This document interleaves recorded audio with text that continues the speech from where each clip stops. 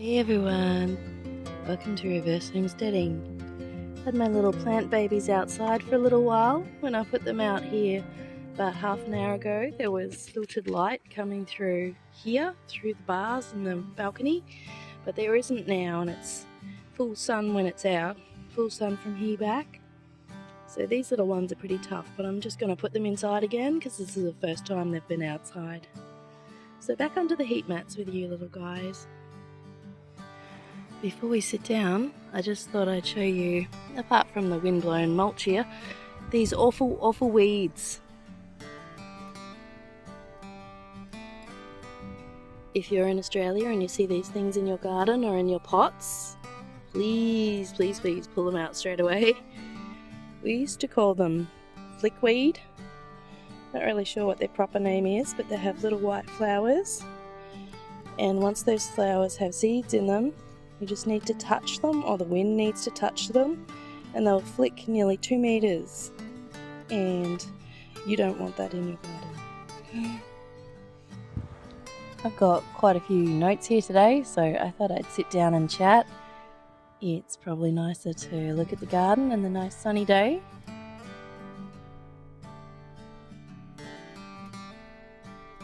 So, what do you really want to get out of your garden beds? What kind of plants? What kind of gardening do you want to do?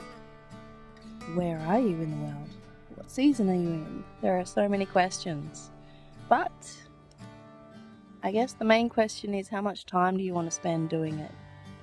How much time do you want to learn new things?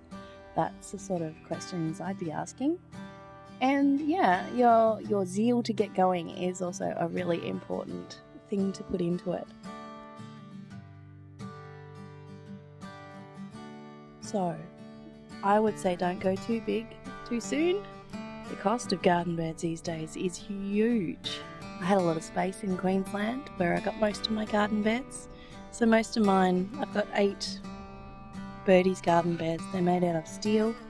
They're 2100 by 1100 millimeters, and they're 370 mil high. And I have 4 of the Aldi garden beds, these ones, which are wider at the end but smaller overall by quite a bit. Looks quite big here, but you can see over there in the distance these are all the same size, the Birdie's ones. So yeah, you can see with that one, it's a lot wider, but it's nowhere near as long as this one, which goes right up to here.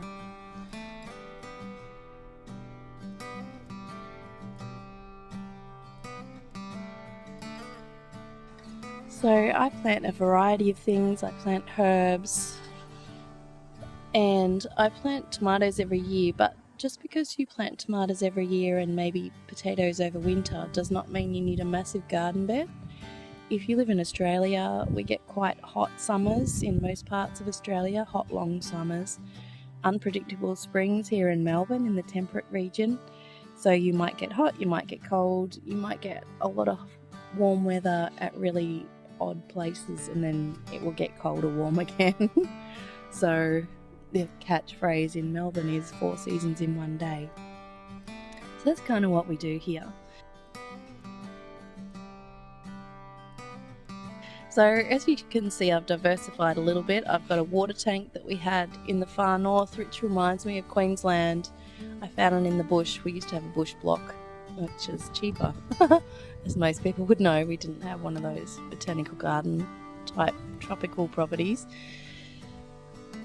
And we have little, I guess, windowsill planters, things for the strawberries. Slugs and snails love them, and I've given up. Even in these garden beds in the tropics, I had strawberries in those, and the slugs and snails still found them. So they haven't found them yet in those on plant stands.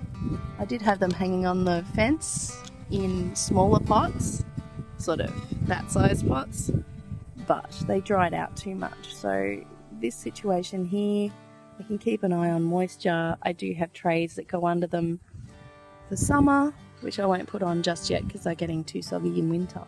Anyway, I'm getting distracted already and I've just started. So So I'll give you the points to skip ahead in the description. So if I'm rambling too much, just go to those time points and you can find that. But I mainly wanted to give you a rundown on why you would want to do raised bed gardening, which I've kind of touched on already, and how much it actually costs at the moment, or at least between when I started and now.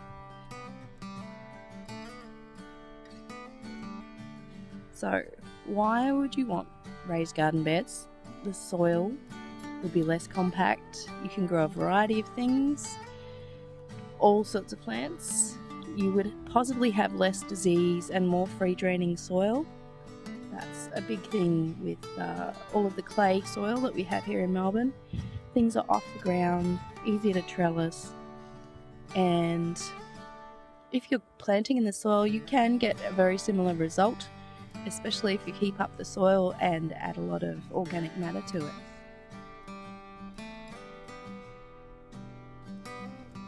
So, pricing. These Birdie's garden beds are all I'm really going to talk about. You can do your own internet research, but I got most of these between 2 and 4 years ago. Christmases, birthdays, that sort of thing, just because if we had a bit of extra cash. But they were a lot cheaper then. They started at $142 at the Hammer Barn, which was pretty much the only hardware that, well, it was the only hardware that stocked them in far north Queensland in the tropics. And now last time I saw them, they were $182, $185, and I can't even find them online. Research seems to say that they don't exist anymore, but they're 2100 by 1100, and yeah, as I said before, Birdie's garden beds just must be going in different directions now. So they don't have to be that deep, 370 mil. I saw some there must be flat pack kits that you can get. I haven't seen them in store, I saw them online. Not that I'm promoting that particular store, but it's just my closest, and I'm sure Mitre 10, other places, Home Hardware may have some, depends where you are. But the kind that just sits on the ground, just a frame made of wood with specialised braces in the corners. Pretty much anyone who's a little bit DIY could put those together, I would say. And even if you put one on top of the other, or there might be a higher one that I saw, they were only $57. And I thought, why would you pay nearly, even if they still exist, I would say around $200 for one of these now. I wouldn't have purchased them at that price. It was hard to purchase them at $150, or even be really blessed by family to give them to me at a slightly more than that. Oh, I've got a bee buzzing around my lemon and honey drink. I'll just leave it. Must know what it's doing. This Aldi garden bed was about $19 when I got it in 2013, so 12 years ago. I have 4 of them, as I said, and they are starting to rust on the inside, but you wouldn't be able to tell.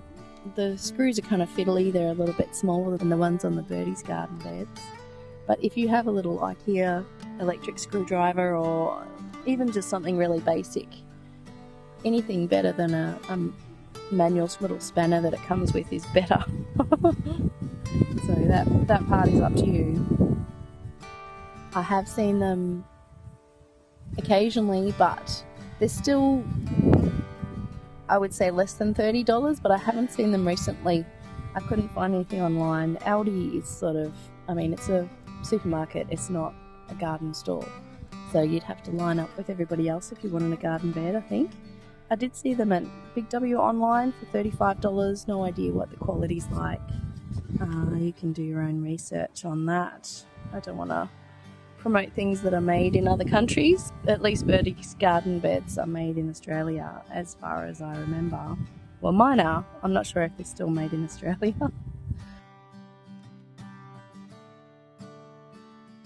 The thing that I do is I only half fill the garden beds with soil.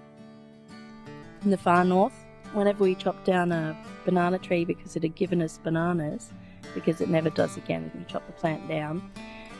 That rotted down pretty low in the garden beds, so choose something that's not going to rot down too fast, but you can do it if you want to. You'll just lose a lot of the volume of soil.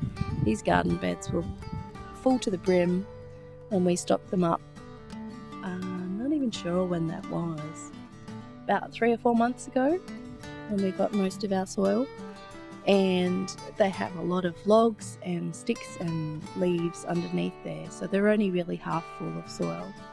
That's called hugelkultur. It's a German thing, and it saves you a lot of money on soil and soil mix because you're adding organic matter at the bottom, which helps retain moisture. And I really don't have trouble with garden beds drying out just with normal watering, even in the tropics, as long as you keep the water up on the really dry sections of the year in the dry season. You should be fine. Mulch really goes a long way for that. If you don't have mulch on top of the soil, you might be struggling to keep the water up. A lot of people say raised garden beds take more water. They might, but I usually have about that much mulch on top, at least when it first goes in there. It does blow away and the soil sinks down, and you do get some natural attrition there.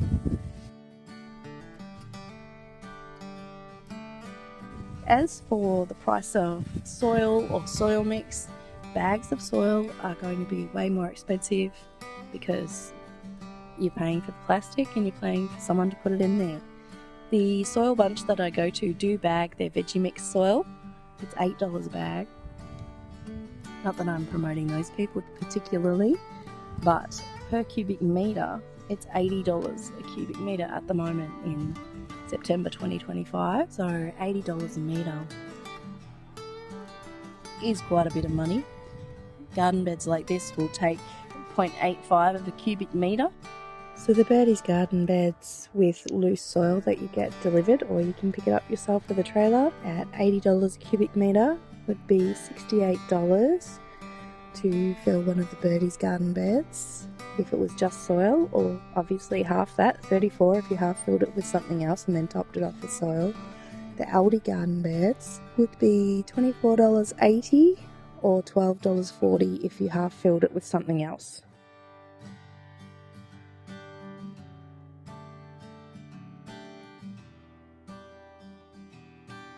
So I would recommend a bit more than half soil for the Aldi garden beds because they're not very high. So you have enough soil to do that. Or, I mean, $24.80 is not all that much money. It depends upon how many beds you're filling. You can use bags if you want to. If you're only going to fill one garden bed and you think that cost is okay, that's fine. The cheapest potting mix that you can get is about $4 or $5 a bag. Personally, I wouldn't put that in a garden bed because it does clog together, even in a large pot. I've had it clogged together to the point where I wouldn't plant in that large pot again. It's only really good for small pots, and it does dry out because it's got quite a lot of sawdust in it. So I would at least pay $12 for a bag of potting mix that's going to go into a raised garden bed because it's such a specialised area to be planting in. Even if it's half full, I would spend at least $12 a bag. Getting it delivered for $80 a cubic metre, so that's a really big garden bed. A lot of people would have one about half that size if they're starting out, so I think $30 a go is not really that bad. Delivery might cost you $50 or so for the soil, but if you're filling a few different things and getting some extra, it might even just be worth that if you don't know someone with a trailer. Remember, with trailers you can't actually carry as much as you would like to. You can't just fill a trailer with soil because it's quite heavy. In far north Queensland they used to give you what they used to call 2 scoops, which was half a cubic metre, and that was really only all of what our little box trailer could handle. It's I can never remember the dimensions. It's sort of a medium-sized home use trailer.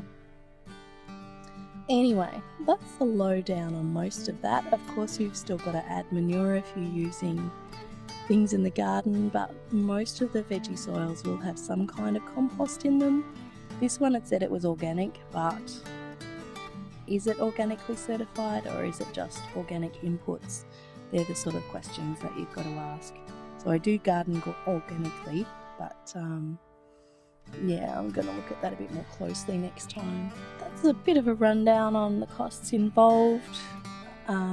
If I had to start again at this place, if I didn't have any of my garden beds that I brought down from Queensland with me, they are so useful, but I would consider making my own garden beds with wood. I wouldn't use treated wood because sure, it's safe from termites, but heat treated wood is much nicer. Can't get that in Queensland. But here in Victoria you can get heat treated wood that's more organic and much better for growing veggies in and much safer.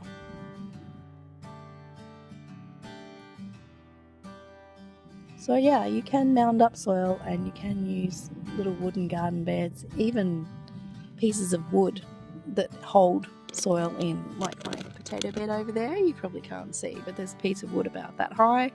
It's a log that we cut down on the major trimming that we've done on trees here, and that's just enough to hold the soil back at the edges. So there are lots of ways that you can garden, but I hope you're having fun in your garden. Thanks for listening and watching. I'll see you next time.